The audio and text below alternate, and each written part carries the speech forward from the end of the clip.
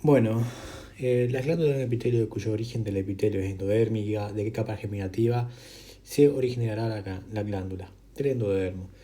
El epitelio se puede originar de tres diferentes capas: ectodermo, endodermo, mesodermo.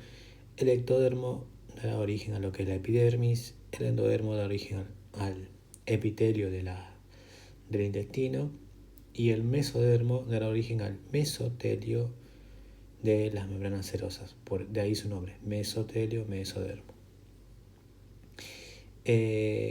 Si el epitelio deriva de una determinada capa, las glándulas derivarán de la misma capa. Por ejemplo, si deriva del endodermo, el epitelio también va a derivar las glándulas del endodermo. Por eso una pregunta de examen sería,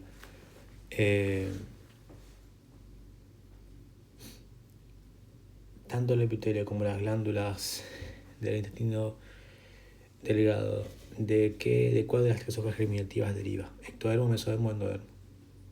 Endodermo. La hemoglobina es un colorante ¿de qué tipo? ¿Por qué estructuras presenta afinidad y de qué color se tiñen las estructuras? Bueno, la hemoglobina es un colorante básico. Como es un colorante básico, quiere unirse a lo ácido, es decir, presenta afinidad por lo ácido. Como presenta afinidad por lo ácido, se dice que presenta acidofilia. Y se tiñe, y las estructuras que tiñe las tiñe de color basófilo. Por ejemplo, ácidos nucleicos, como que están en el núcleo, y retículo endoplasmático rugoso. Porque, bueno, tiene ARN, las ribosomas que están en el retículo endoplasmático rugoso. Las estructuras que tiene la hematoxilina son proteínas citoplasmáticas y mitocondrias. Falso, lo acabo de decir. La hematoxilina tiñe lo que son ácidos nucleicos y retículo endoplasmático rugoso porque tiene ribosomas que contienen proteínas, porque contiene ARN, que es un ácido. Las estructuras que tiñe la eosina son el núcleo y el retículo endoplasmático rugoso. Bueno, también es falso, es al revés. La eosina tiñe, en realidad la hematoxilina tiñe el retículo endoplasmático rugoso y el núcleo. La eosina tiñe lo que son las proteínas citoplasmáticas. Recordemos que las proteínas se sintetizan tanto en el RER como en el citoplasma por ribosomas libres y tiñe también mitocondrias. La hematoxilina tiñe al retículo endoplasmático rugoso porque tiene ARN en sus ribosomas. ¿Verdadero o falso? Verdadero. ¿Los lípidos con qué colorantes se tiñen preferentemente?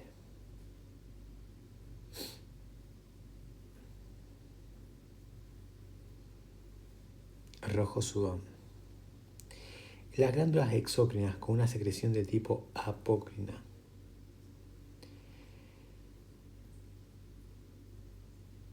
¿Qué pasa?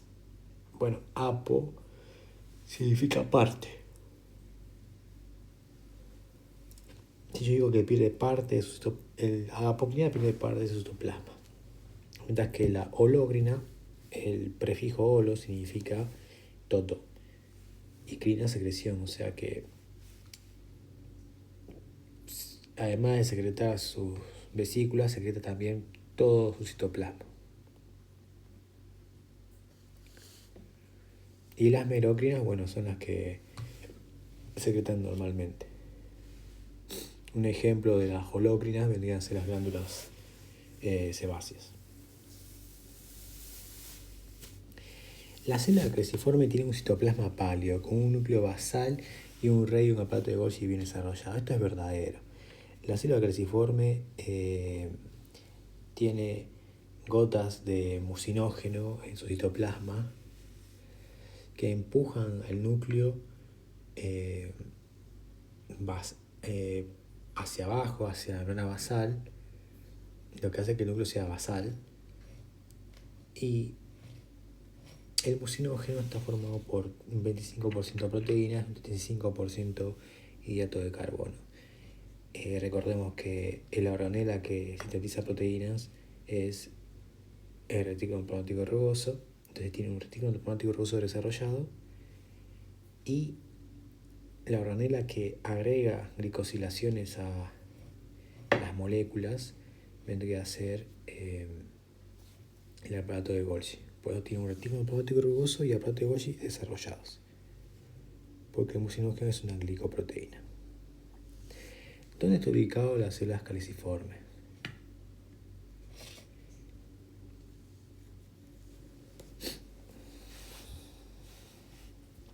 Las células caliciformes están ubicadas en el epitelio intestinal y el epitelio respiratorio. Es básico, esto hay que saberlo. Son los únicos dos lugares donde vas a encontrar células caliciformes. Después puede estar por ahí desparramado, pero acá, estos dos lugares lo tenés que saber. ¿Con qué técnica se tiñen los hidratos de carbono de las células caliciformes?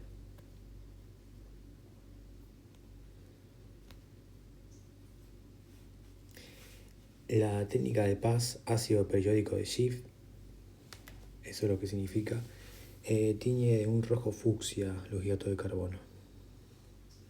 ¿Qué tipo de epitelio es el intestinal?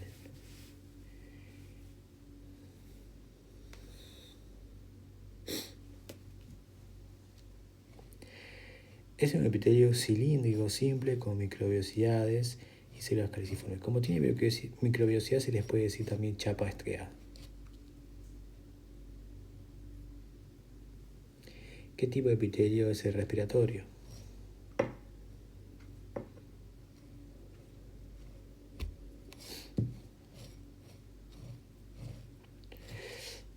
Certificado cilíndrico ciliado con células caliciformes.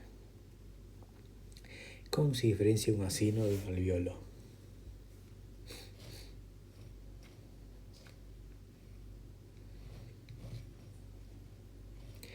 Bueno, tanto el acino como el alveolo tienen la porción secretora, el adenómero, es más grande que la porción conductora, o sea, del conducto.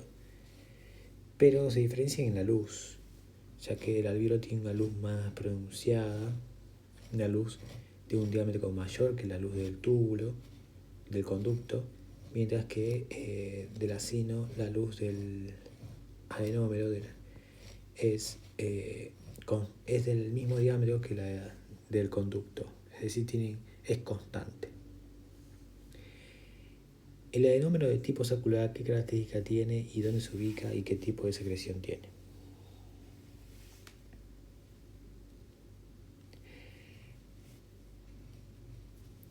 La característica más importante es que no tiene conducto. Se ubica en las glándulas. Un ejemplo vendría a ser las glándulas sebáceas, que están asociadas a un folículo piloso, y la secreción es de tipo holóctica, es decir, que secretan todo su citoplasma. Pierden todo eso. ¿Cómo es una glándula tubular?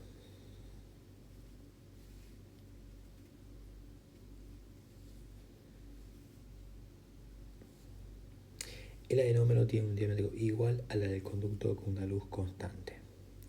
¿Qué tipo de colágeno tiene la membrana basal?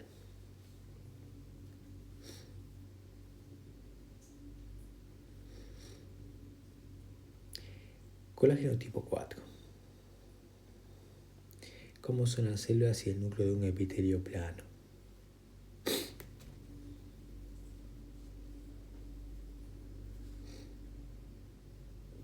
Bien, el núcleo es aplanado y está acostado.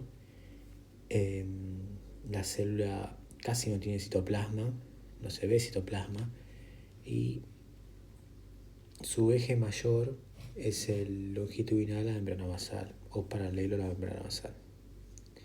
¿Cuál no es una ubicación del tejido epitelial plano simple?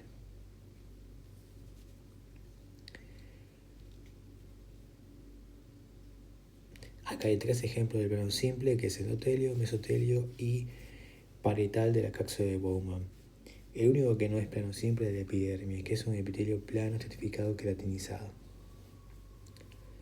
La célula del epitelio cilíndrico simple se caracteriza por tener su eje mayor perpendicular a la membrana basal y su núcleo basal verdadero. Tiene un eje mayor perpendicular a la membrana basal que predomina sobre los otros dos ejes y un núcleo basal. Recordemos que el epitelio cilíndrico simple puede ser con microvellosidades, en el caso del intestino, o ciliado.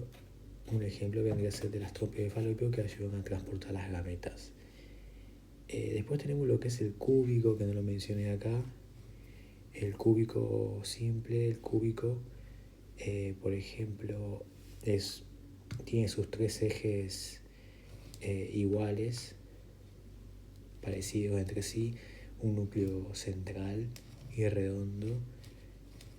Y un ejemplo vendría a ser los conductos contorneados proximal y distal de los riñones.